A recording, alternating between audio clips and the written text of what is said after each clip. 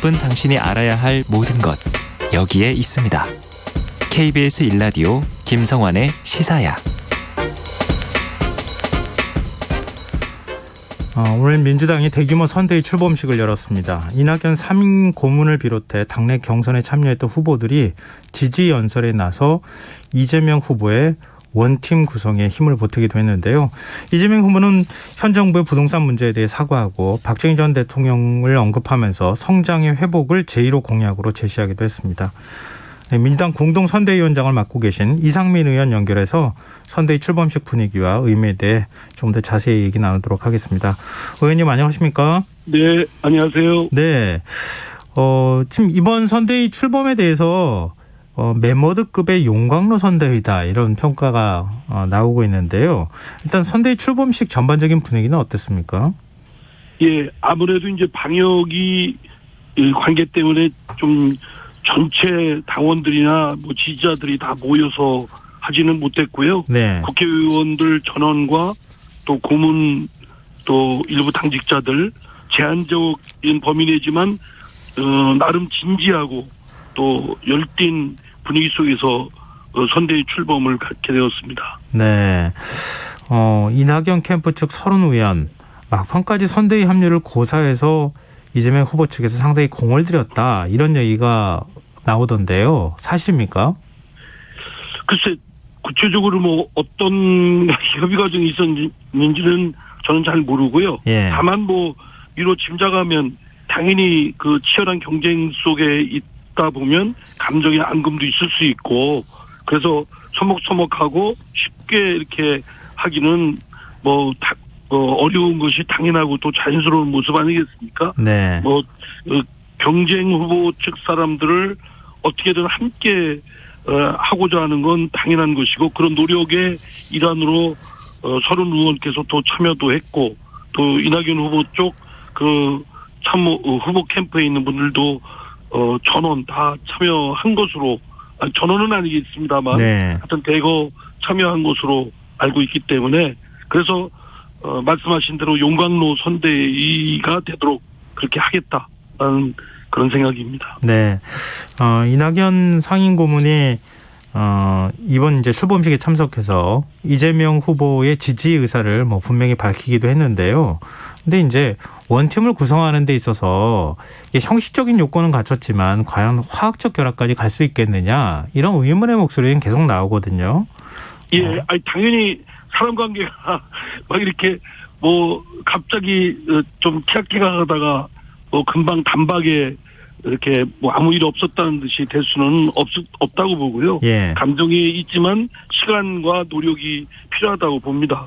그런 노력들을 다 하고 있고 네. 어쨌든 민주당이 이번 대선에 그 꼭 승리를 하고 정권을 맡아서 국정 운영을 문재인 정부에 이어서 잘한 건 잘한 것대로 못한 건 보완해서 잘 이끌어가겠다. 이런 생각들은 다 똑같이 갖고 있습니다. 그렇기 때문에 당연히 그거는 어느 정도 시간이 지나고 또 상당 부분 또 해소도 됐고요. 네. 또 이미 여러 가지 같이 협업을 통해서 하고 있기 때문에 큰 걱정은 안 된다고 생각합니다. 근데 이상민 의원께서 말씀하시는 거 들으니까요. 이렇게 노력 잘할 거라고 생각한다 이렇게 좀 추상적인데요. 화학적 결합을 하기 위해서 구체적으로 어떤 조건이 필요하다고 보십니까? 근데 원래 저희들은 민주당 같은 한 테두리였고 예. 같은 목표와 같은 정치적 가치를 지향을 하고 또 오랫동안 같이 그런 관계를 형성하면서 문화도 같이 동질적으로 이루어왔기 때문에 일시적으로 자신들이 그 당내에서 있었던 경쟁에 다른 캠프에 있었다고 해서 무슨 막 그렇게 뭐 철전지 원수처럼 이렇게 갈라서고 그런 거 아닙니다. 밖에서 보시는 거와 달리. 네. 그래서 이렇게 선대위를 구성을 하면 또 자연스럽게 대선 승리를 위한 공동의 목표를 위해서 또 힘을 합치고 또 지혜를 모으고 하기 때문에 저는 잘 될 것으로 뭐 그냥 막연한 기대가 아니고 확신을 갖습니다. 근데 지금 이제 그 송영길 대표를 비롯한 선대위원장, 지금 상임 공동선대위원장만 13명이거든요. 근데 원래 이렇게 많습니까? 뭐 그거는 이제 후보의 뜻과 당의 여러 가지 사정을 볼 때 선대위 공동 선대위원장을 비롯해서 여러 가지 직책들을 어떻게 하느냐는 그 뜻에 달려 있는 것이고요. 예. 정해진 규범이나 고정된 틀이 있는 건 아니라고 생각됩니다. 이번에는 이제 다선 의원도 포함시키고 또 예. 각 후보 캠프에 있던 분들을 또 이렇게 공동 선대위원장으로 또 예우를 하는 차원에서 숫자를 그렇게 한 걸로 알고 있는데요. 막상 하다 보면 이 공동 선대위원장들이 직접 실무적인 걸 맡아서 하는 건 아니니까 중요한 지침이라든가 또는 큰 대강이라든가 이런 걸 위해서 의견을 모으는 자리이기 때문에 큰 문제는 없다고 봅니다. 네. 근데 지난번 경선 직후에는 컨벤션 효과가 없었다는 평가가 지배적이지 않습니까? 이번에는 예, 선대 출범식을 통해서 좀 컨벤션 효과가 나타날 수 있을까요? 근데 순식간에 이게 갑자기 나타날 거라고 기대하지는 않고요. 차곡차곡 쌓아가는 것이라고 생각됩니다. 그래서 특히 국민들의 민심을 얻는 거 아니겠습니까? 네. 그게 어떻게 어떤 행사 한번 했다고 해서 반짝 올라가고 또 했다고 해서 또 추락하고 그거는 불완전하고 그 근거가 좀 믿을 바가 못 된다고 생각되고요. 믿을 건 차곡차곡 아주 진심을 다해서 국민의 마음을 얻는 노력을 하는 것이다라고 생각을 합니다. 네. 이재명 후보가 선대위 연설에서 문재인 정부 부동산 정책에 대해서 사실상 사과하지 않았습니까? 그러면서 부동산 대개혁을 하겠다. 이런 이제 의지를 표명했는데요. 여기는 어떤 의도가 담겨 있다고 보십니까? 예, 부동산 정책은 저희 문재인 정부나 또는 민주당으로서는 가장 뼈아픈 부분입니다. 어쨌든 국민들께 상당한 어려움을 끼쳐드렸고 물론 잘해보려고는 했습니다만 여러 가지 하여튼 복잡한 인수에 의해서 하여튼 성과가 별로 안 좋기 때문에 이로 인한 국민들께 죄송하게 생각하는 건 이미 문 대통령도 표명을 했고 또 민주당 후보로서는 당연히 문재인 정부에서 일단 과오가 있는 부동산 정책에 대한 사과, 죄송하다는 뜻은 당연히 표명하는 건 당연하다고 생각되고요. 예. 이를 통해서 뭐가 부족한 건 또는 잘못된 게 있다면 수정하고 보완하는 것이 계승적 발전이라고 생각됩니다. 이거를 종전에 문재인 정부의 차별화 시도다라고 어떤 정무적인 그런 차원에서 접근할 일은 아니라고 생각됩니다. 그럼 이렇게 여쭤보면 어떨까 싶어요. 대장동 의혹 정면 돌파하려고 하는 의지가 담긴 것이다. 이렇게도 평가할 수 있습니까? 대장동 부분 의혹권도 두 가지 아니겠습니까? 하나는 그 의혹을 해소를 해야 된다는 점이 있고요. 또 하나는 대장동 의혹권에서 드러나고 있듯이 소수의 아주 부동산 투기 세력들이 이익을 송두리째 가져가 버리고 네. 많은 다수의 주민들이 피해를 입는 이런 일이 더 이상 발생하지 않도록 하는 그런 제도적 보충 이런 것들을 위해서는 정면으로 이거를 응시하고 그에 대한 대책과 또 해명이 필요하다고 생각됩니다. 네. 그리고 이재명 후보가 1호 공약으로 성장을 내걸었습니다. 이게 보통 분배 아니면 격차 해소, 양극화 해소 문제 이런 것들을 내세울 거라고 통상 생각하잖아요. 근데 성장을 제일 1호 공약으로 내세운 이유가 있을까요? 복지도 중요하고 분배도 중요하고 또 성장도 마찬가지입니다. 민주당이 어느 것 하나 포기한 적은 없습니다. 다만 민주당 국민들께서 생각하시기에 민주당은 성장보다 분배 쪽에 방점을 두는 정당이다. 이런 오해들이 좀 있고요. 네. 또 더구나 이제 대한민국이 선진국으로 진입을 하는 단계에서 선진국들이 의뢰 겪는 성장의 엔진이 꺼지거나 또는 정체되는 그러한 우려를 하시는 부분들이 있기 때문에 다시 재도약을 하기 위한 그런 발판으로 성장을 강조한 것으로 받아들였습니다. 네. 일종의 이제 이재명식 추진력, 돌파력, 그리고 말씀하셨듯이 성장을 통한 새로운 어떤 패러다임을 제시하는 이런 부분들을 이제 평가할 수도 있겠는데, 근데 오늘 연설 말고 그 이전에 이재명 후보가 음식점 허가 총량제나 주 4일제 도입, 재난지원금 문제 이런 것들에 대해 언급한 걸 보면 이 당과 좀 조율되지 않은 거를 섣불리 꺼낸 것 아니냐 이런 비판적인 의견도 있거든요.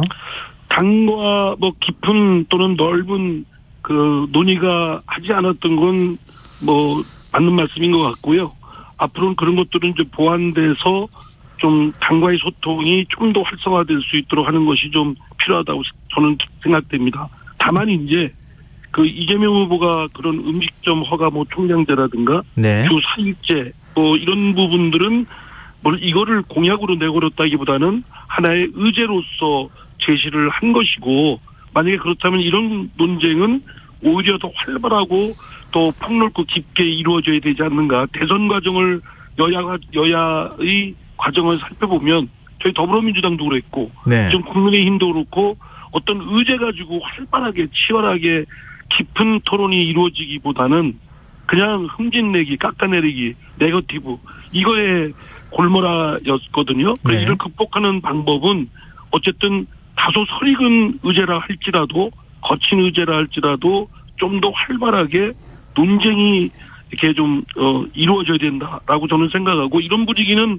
저는 마땅히 좀 더 오히려 권장돼야 될 거라고 생각됩니다. 근데 이재명 후보가 재난지원금을 추가로 지급할 의사를 밝히지 않았습니까? 근데 당 네네. 차원에서 검토에 나섰다, 검토에 착수했다 이런 표현이 나오는데 그러면은 민주당 차원에서 재난지원금 추가 지급 문제를 본격적으로 논의하기 시작했다 이렇게 봐도 되는 겁니까? 저희 당내에서도 그렇고 우리나라 사회에서도 그렇고 보편적이냐 선별적이냐 이 논쟁은 끝없이 이루어지고 있지 않습니까? 네. 아직도 뭐 정리가 확고하게 된 거는 아니고요. 또 워낙 코로나19라는 엄청난 충격을 전 국민이 받다 보니까 전 국민에게 이를 좀 지원을 해주는 게 맞느냐 아니면 우선적으로 급한 더 타격을 입은 취약계층 중심으로 이루어지는 게 낫느냐 이거는 뭐 해답이 없다고 봅니다. 또 정책은 섞어서 할 수도 있는 것이라고 생각되고요. 또 당내에도 이재명 후보와 다른 여러 가지 의견이 있습니다. 여전히. 네. 또 정부 쪽도 그렇고. 그래서 논의를 좀 더 해봐야 된다고 생각되고요.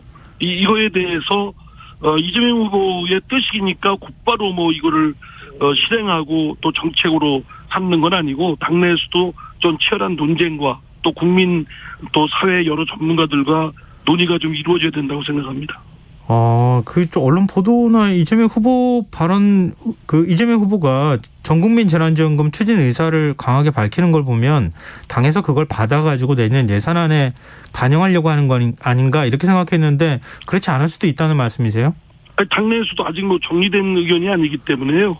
또 이것이 뭐 민주당 혼자 할 수 있는 것도 아니고 야당도 있고 또 정부의 또 이를 집행하는 정부도 있고 또 사회 여러 각 세력들의 전문가들과의 또 논의 과정도 필요하기 때문에 뭐 후보가 얘기했다고 해서 곧바로 이거를 한다라는 건 좀 지나친 보도인 것 같습니다. 그렇군요.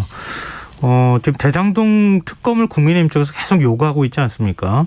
근데 의원님께서는 네네. 특검이 불가피하다는 취지의 입장을 밝힌 바가 있는데요. 지금 당 차원에서는 특검 안 된다, 뭐 이재명 후보도 안 된다 이렇게 얘기를 하고 있지만 특검을 수용할 가능성 어떻게 보십니까? 글쎄 그거는 뭐 제 의견은 이미 뭐 피력했던 대로 이것이 대장동 의혹권이 자칫 국가적 국민적 소모전으로 확장되고 또 후보한테도 흠집으로 작용할 우려가 있기 때문에 네. 이를 빨리 하기 위해서는 짧은 시간 내에 더 이상 말 나오지 않게끔 확실하게 특검을 통한 수사를 통해서 종결짓도록 하는 게 어떠냐라는 것이 제 개인적인 의견이었습니다만 당내에서는 뭐 알려진 대로 아주 지극히 저 혼자 소수 의견입니다.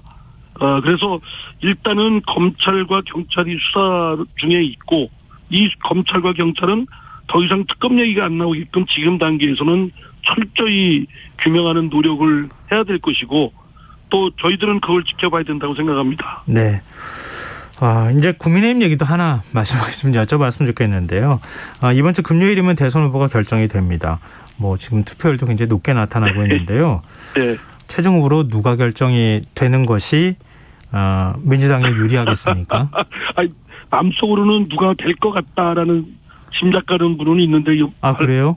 말 너무 하다 보면 조금 그런 것 같아서요. 마음속으로는 재밌습니다. 근데 겉으로 말씀드리긴 그렇고, 다만 누가 되는 것이 우리의 민주당의 유불리냐 뭐 이런 거는 사실은 뭐 다 어느 후보가 되든 쉬운 후보는 없다고 생각합니다. 선거는 뭐 늘 국민들로부터 선택받는 거기 때문에 어려운 것이고요. 근데 국민들의 마음을 얻어내는 것이 또 그 믿음을 얻어내는 것이 관건이라는 그 모범 답안을 말씀드리겠습니다. 알겠습니다. 누군지 말씀해 주셨으면 더 좋았을 뻔했는데. 예. 알겠습니다. 오늘 인터뷰 여기까지 하겠습니다. 말씀 고맙습니다. 네, 감사합니다. 예, 지금까지 민주당 이상민 의원이었습니다.